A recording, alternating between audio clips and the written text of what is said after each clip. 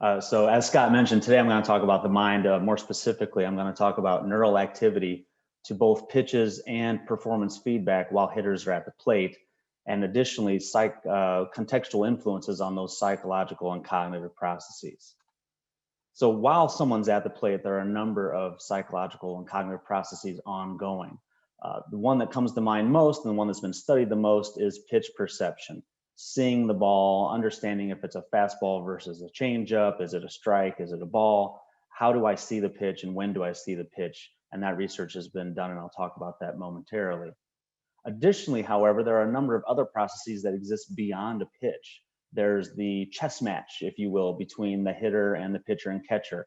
What's the scouting report? What's the pitcher's repertoire? What are my strengths and weaknesses, heat maps, etc.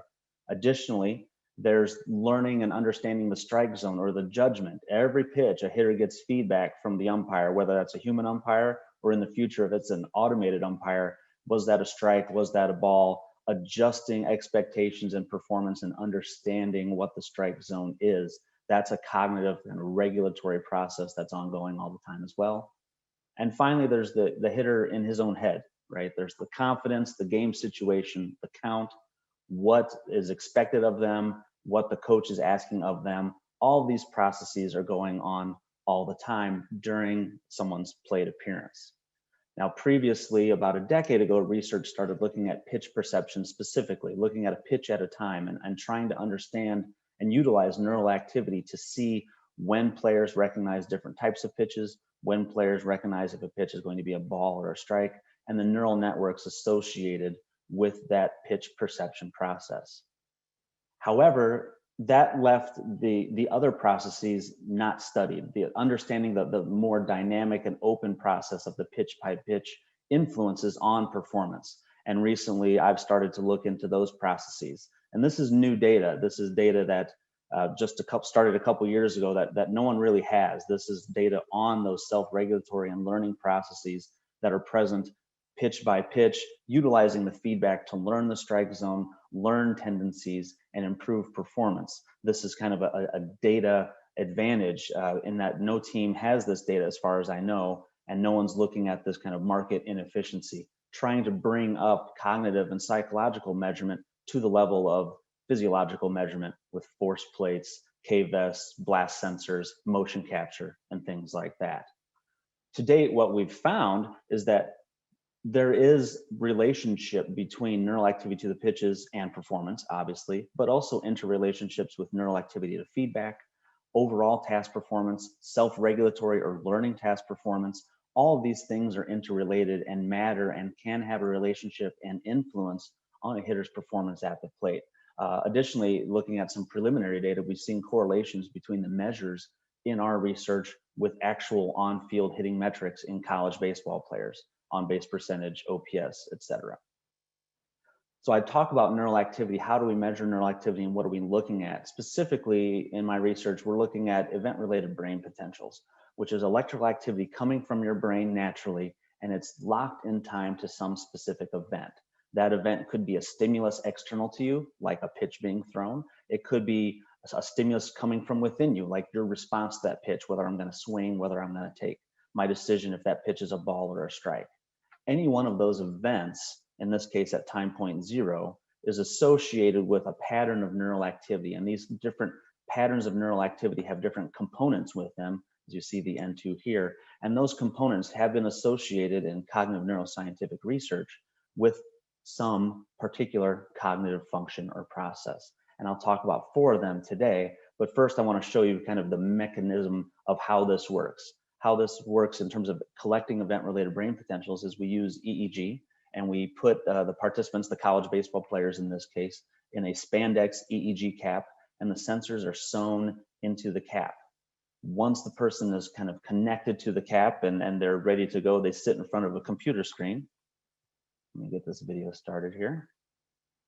They sit in front of a computer screen and we present them with the stimuli. In this case, the stimulus is a red circle. Whenever that stimulus is presented, there's a marker that shows up in the electrical file that shows when that stimulus is presented, and we're able to capture their electrical activity coming from their brain immediately after the presentation of that stimulus. Over the course of hundreds of trials to up-regulate the signal coming from their brain and kind of down-regulate the random noise not associated with that event, we're able to average those trials together and really see literally the electrical activity coming from their brain timed to that event and subtract out or minimize the noise associated with electrical activity that's coming from other processes ongoing all the time. So that's how we collect event-related brain potentials. And once we collect that average activation coming from their brain, we're able to look at different cognitive processes and event-related components. And I'm going to talk about 4 today. The first component is called the feedback-related negativity. So time point 0 here, this would be in response to feedback you get about for your performance. So in the case of baseball, once the umpire calls ball or strike, that's time point 0. And this component is associated with your expectations. It's called a reward prediction error. In essence, if you thought the pitch was a ball and the umpire called it a strike, that's a massive prediction error. It violates your expectations, and it is the alarm bell that initiates adjustments in your behavior. Oh, I was wrong. I don't know the strike zone. I thought that was a strike, but it was a ball, or vice versa. I need to make adjustments. Immediately following the frontal-central positive, the feedback-related negativity, is the fronto-central positivity. The fronto-central positivity is associated with the attention you give to that feedback stimulus. So again, time point 0 here is the feedback you get about your performance, and the larger the fronto-central positivity, that reflects the more attention you're given to that feedback. Okay, the umpire said that was a ball. I need to learn to take that pitch, not swing at that pitch because it's a ball and the pitcher's going to get me out on that. So adjusting and adapting your performance based upon the information you gather from the feedback. 2 cognitive processes associated with stimulus processing and 2 ERPs that happen during the pitch itself are the N2 and the medial frontal negativity. The N2 is this neural component, negative going component that happens within about 200 milliseconds after the stimulus presentation, in this case a pitch, and it's associated with response conflict and response inhibition, deciding between equal actions and stopping unwanted actions. So a perfect example is a swing take decision in baseball. Do I swing? Do I not swing? I need to stop that swing momentum and that swing decision from happening because I don't want to swing at this pitch. And then the medial frontal negativity, or MFN, is another stimulus-related cognitive component that's locked in time to the pitch in this case, and it's associated with proactive cognitive control. In essence, the sustained maintenance and an effort used to maintain task-relevant focus pitch by pitch by pitch in this case, staying on task, keeping your head kind of quote-unquote in the game. So our current study built upon this research where we've collected this new data, this kind of impactful dynamic pitch by pitch data during hitter's time in a batter's box, a virtual batter's box. And we've built upon this data because we were interested to see if these neural measures and the measures in this paradigm were associated with things we know about real life. And in real life, we know that context matters. Pressure and stress to perform influence overall performance. There's an entire literature in the psychological field about choking under pressure and the impact of pressure on performance. So we wanted to see, one, are the measures in our task and is our paradigm, does it reflect and respond to pressure the way real life performance does? Secondly, we wanted to see, can we use this paradigm and can we use these measures in response to neural activity in response to the pitch, neural activity in response to feedback, to understand how pressure influences someone's performance and get at the mechanisms for why people's performance might change in different contexts or different situations. So we had 2 groups of college baseball players participate in our study. One group was assigned the high pressure condition, and they were informed truthfully and literally before their participation that all of their data from our paradigm, all of their neural data, all their performance data would be shared with their team's coaches and their coaches on the team, which I can say anecdotally ramped up their nervousness and pressure to perform in our paradigm, which was as intended. The other group of players were just participating on a voluntary basis. Their data wasn't shared with the coaches. They were not shared with that. So they were kind of in the low pressure condition. In their mind, they were just helping out a researcher at their university. And their task was to basically act as a hitter in the batter's box and make ball strike, swing take decisions while they viewed computerized pitches. So they were seated in front of a computer monitor For electrical activity, we have to kind of keep the body quiet at this stage of technology, because otherwise the electrical activity coming from movement will interfere with the electrical activity associated with the task in terms of the cognitive processes. So they were seated in front of a computer monitor and they viewed pitches taken from the visual perspective inside the batter's box. We used VR software to kind of record these videos. They made this ball strike decision while the pitch was in the air during like the real timing they would have during their time in the batter's box. Immediately following the pitch, they were given umpire feedback, and then the next pitch was presented. They saw a total of 200 pitches during their time in the paradigm. And again, we do that to average the trials together to really boost the signal of what's really locked in time to the event and get rid of the noise. So their instructions: if the pitch is a ball, hit a button with your left thumb. If the pitch is a strike, hit a button with your right thumb. And again, respond as quickly and as accurately as possible, mimicking what it would be like in the batter's box. So this is a demonstration of the actual task. This is taken for a right-handed hitter facing a right-handed pitcher. We switched it up. If you were lefty, you saw it from the viewpoint inside the left-handed batter's box. If you're a switch hitter, you viewed the task accordingly. So each pitch happens. We have a mixture of off-speed and fastball pitches. You make a decision in time, and then immediately after that pitch, you get feedback whether you were wrong or you were correct, whether that decision was as intended or not, and then the next pitch happens. And this was repeated 4 blocks of 50 trials for a total of 200 trials. This also, I should point out as you watch that video, is a hard task. We place these pitches in the shadow of the strike zone, the StatCast terminology, so that we would be able to get correct feedback and incorrect feedback for all the players. So this is a pretty challenging task. StatCast information says that these pitches would leave at a major league level would lead to a 53% swing rate and a 47% take rate. So that's kind of a 50-50 task that we were looking for to make sure we had correct and negative feedback that the players would have to respond to. So when we look at the performance, we see, again, overall percent correct or response accuracy tops out around 50%, which was as expected. But here we see that our task behaves as the real life influence of pressure behaves, in that the high pressure group is significantly worse in response accuracy and significantly faster in response time. So they are hurrying their responses. They're responding too quickly. They're performing under pressure, and they're rushing their responses, which is the vast amount of literature that you see in terms of that choking under pressure phenomenon. They're rushing, they're hurrying, and we can see that in the overall task performance, both with their response time compared to the low pressure group and their response accuracy compared to the low pressure group. So the task behaved accordingly, which is great. So then we look at neural activity, and we can see component by component group effects. Now, in this case, these effects are not statistically, in terms of statistics, statistically significant, but they are meaningful in terms of showing what we would expect. And notably, you see this feedback-related negativity. The high pressure group has a larger or more negative feedback-related negativity. What that means in the psychological literature is that they are sounding the alarm bell more loudly. It's a 5-alarm fire. I screwed up. I violated my expectations. What's going on? I need to fix what I'm doing. Now, that might sound like a good thing, but that's tremendously inefficient, because now you're focusing your attention on the alarm bell. You're not focusing the attention on the information in the feedback. And we can see that that is evident here in the Fronto-Central Positivity, where both groups show a larger attention to the feedback when the feedback was correct, suggesting they were taking more information from the correct feedback than they were taking from the error feedback. The alarm bell was too loud and kind of blinding them and deafening, and they could not pay proper attention to the error feedback like they did from the correct feedback.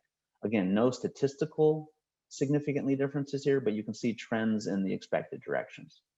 Now we look at the neural activity to the pitches themselves. Again, time point 0 is that release point from the pitcher. And what we see here is we see a little bit larger N2 amplitude for the low pressure group, suggesting they're maintaining a little bit more control than the high pressure group in making this swing take decision, this ball strike decision that we asked them to do, which you would expect would be the case with a little bit higher accuracy. Again, not statistical difference in terms of significance, but meaningful evidence. One statistically significant difference we see here that is kind of a very large streaming effect is that the low pressure group maintained much greater proactive control throughout the task.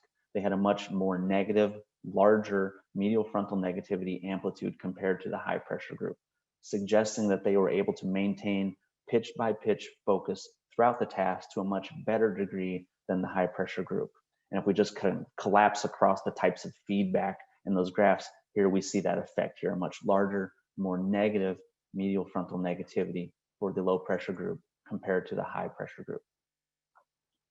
So before we get into group by group differences in terms of how the neural activity was associated with performance, I wanted to look at all of the players combined and see if there was a trend across no matter group, no matter context, if there was something there for players' neural activity with their performance in the task.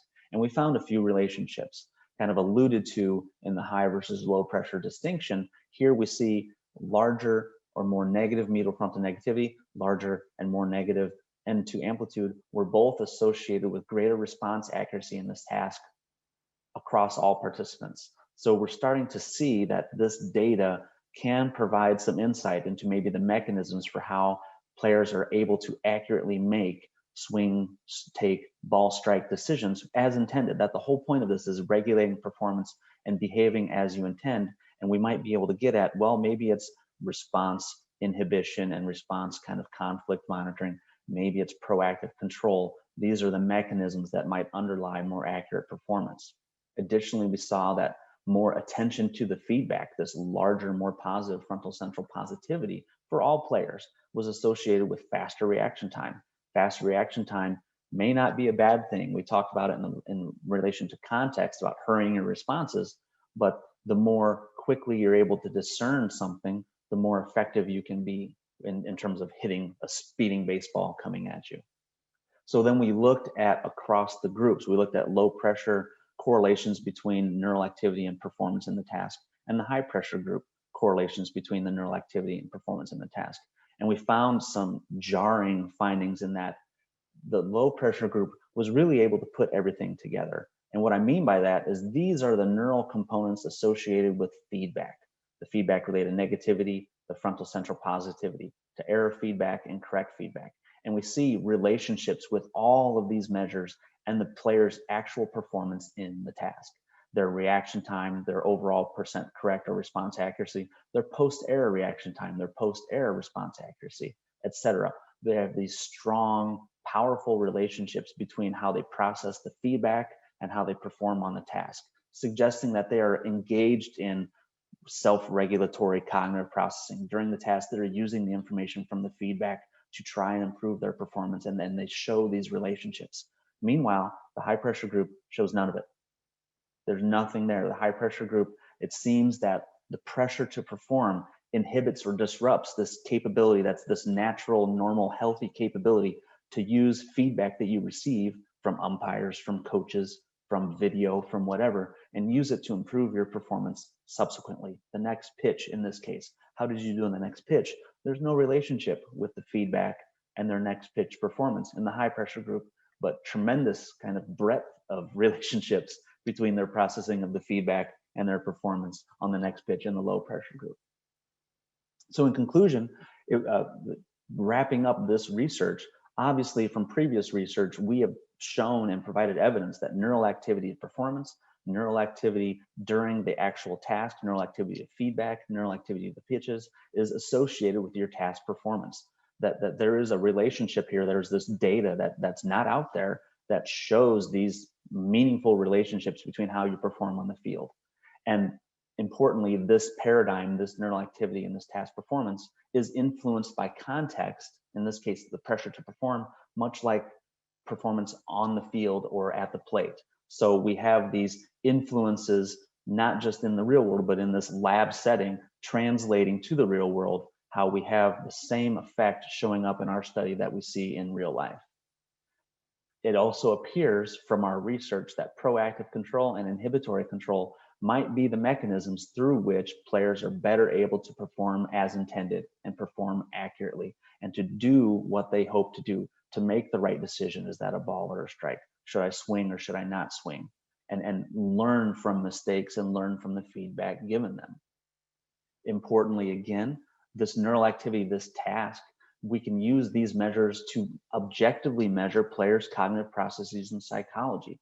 There's an entire field of study on the biomechanics, and technology has taken over in terms of force plates and K-vests and motion sensors and blast sensors to measure the physiological and the physical, but there isn't much out there to objectively measure the psychological. And this is it. This is new data that can understand and objectively measure both a player's neural activity and then also a player's sensitivity to maybe contextual influences and differences, pressure, stress, etc., that are known to impact on-field performance, but are really hard to measure, and you can't really rely on self-report to measure them accurately. We saw that context matters, and we saw that these neural measures are sensitive to contextual influences that we know happen at the plate. Players in the low pressure condition showed a different neural profile and different response accuracy on this task compared to players in the high pressure condition. So we can see that players in the low pressure condition, and one mechanism that they utilize is to use the feedback information that they get to improve their performance. These feedback learning properties and mechanisms that exist naturally for everyone engaged in cognitive tasks seem to be disrupted by pressure for the players in the high pressure condition. They're not utilizing the information that they have to improve their performance. So the implication for this is that neural activity, not just to a pitch, matters. Pitches don't exist in a vacuum. The context, the pitch by pitch dynamics, the feedback a hitter gets from the umpires, that information matters to how hitters perform, and we can measure how they process that information using these measures of neural activity. We can index their expectations, we can index their attentional focus and their maintenance of control and response decision making in real time during their time at the plate. And we can see how these neural measures are influenced and impacted by things like pressure to perform. This gives us a more objective measure of these psychological and cognitive processes, bringing up the measurement of psychology on the level of the measurement of physiology through force plates and K-vests and motion sensors. These conversations are already happening with mental skills coordinators, player development coaches, and trainers. Well, now there's a data point. Now you have something, well, you can talk to the player with, and now the player has an anchor and data point that they can reference. It seems like this is where an area I can improve. Instead of nebulously talking about attention, we can talk about, here, you're not paying attention to the feedback, or here, you're not maintaining proactive control throughout the task. And it specifies the feedback and the training to leading, in my mind, to more efficient and more effective player development and communication between player development personnel and players themselves. So in the future, we'd like to continue to expand this research. I mentioned preliminary data. We've seen with 10 players, 10 college baseball players, we've seen very strong correlations between their on-field metrics that I was able to access publicly: batting average, on-base percentage, slugging percentage, OPS. We've seen strong correlations between their on-field performance and their neural activity in this task. Specifically, again, the medial frontal negativity, the N2 amplitude, the fronto-central positivity are showing relationships on the order of 0.6, 0.7, correlations point up to even 0.8 relationships between measures in this task and their on-field performance. We'd like to explore across different levels of player and expertise. So far, these data have been collected on college players, which is great, but I'd like to expand this to look at minor league players, single A versus double A. Do these relationships persist? Do they weaken? Do they strengthen? Whether, across a player's expertise and experience level. Ideally, we would be able to obtain longitudinal data on players. This is a dynamic process. These processes can be changed or adjusted and trained. You can get better at paying attention. You can get better at focusing on things. There is a room for improvement. This is a learning mechanism, and there are individual differences, sure, but within an individual, he or she can improve across time. So ideally, to get all of these things scientifically, there would be a relationship, a consultation, partnership, or collaboration with teams and organizations, which would be a win-win. Scientifically, it would provide access to different players at different levels and more players, and hopefully obtain this longitudinal data to really understand these processes and how they relate with real-world performance. And for the team's point of view, again, this data doesn't exist. This data is not out there. This is new data. This is a data addition that doesn't exist, that teams don't have right now. And this would kind of expose a market inefficiency where you would have objective measures of your players' psychological and cognitive processes gathered while they're in the batter's box, or in this case, the virtual batter's box, to see their neural activity, to see how they interact with the information given to them, how they adjust and adapt their performance. So this could give teams quite an edge because these data aren't there presently, except in this research. So if a team obtains this data, marries it with their physical and physiological data, their game stats, all their other kind of proprietary databases, they might have a data advantage and expose a market efficiency compared to other teams or other organizations. And the benefit from my end would be expanding the research and understanding more about these processes. With that, I'd like to thank my university, Illinois Wesleyan University, and their baseball team for participating in this research, my students that have helped me collect the data, my family and friends that have supported this research, SABR for the opportunity to speak with all of you today, and all of you for listening today. And with that, I will start to address the questions.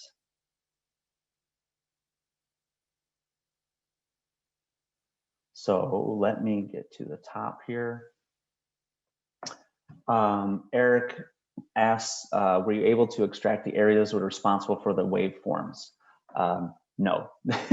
In short, it is EEG technology is very sketchy in relation to spatial resolution, meaning where in the brain is this activity coming from. You can mathematically try to suggest or understand the nature of where this activity is coming from, but typically you don't. Typically it is, EEG is great for temporal resolution and seeing things in real time. It is not great for where in the brain are things coming from. Jonathan asks, I've done some studies related to psychology in baseball, specifically performance under pressure from fans, but the challenge is always a lack of good metrics for intangible factors. What metrics do you think will become more prevalent?